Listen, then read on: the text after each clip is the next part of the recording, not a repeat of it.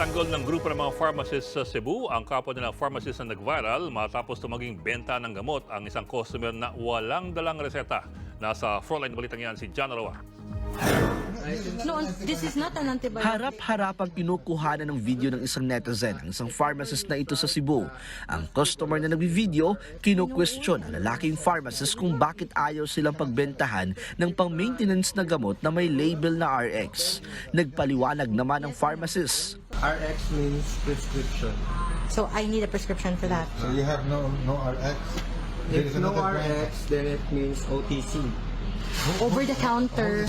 Ilang ulit na ipinonto ng pharmacist na kailangan ng resita mula sa doktor para makabili ng naturang gamot, pero ayaw pa rin maniwala ng dalawang customer. My license is already there. Sadyang makulit ang mga customer at ayaw tigilan ng pharmacist. Just Google what's the meaning of RX. We know, uy, ano ba? Patuloy sa pagkuha ng video ang babaeng customer kaya nanghingi na rin ng tulong sa kanyang kasamahan ng pharmacist. Nanindigan silang bawal magbenta ng RX na gamot kung walang resita ng doktor. Bigay mo kasi nagbi-video na si ma'am. Burado na ang original na video na yan pero nag-viral na ito at marami na nakapag-record. Nakarating na rin ito sa Cebu Pharmacists Association Incorporated.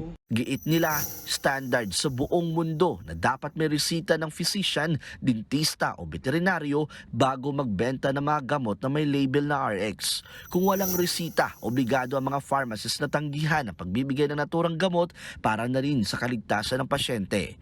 Dagdag pa ng Cebu Pharmacists Association Incorporated, proud sila sa ipinakita ng mga nag-viral na pharmacists. Malinaw umanong sinunod nila ang guideline at standard sa pagbibigay ng gamot. Dahil dyan, hindi raw deserve ng lalaking pharmacist ang nangyaring pamamahiya sa social media. Nagbabalita mula sa Frontline, John Arua, News 5. Mga kapatid, Ed Lingaw po, maging maalam at may pakialam sa mga napapanahong balita sa ating bansa. Para sa mas malalimang pagtalakay at paghimay sa mga issue at headlines, tumutok lamang at pag-subscribe sa social media pages ng News 5.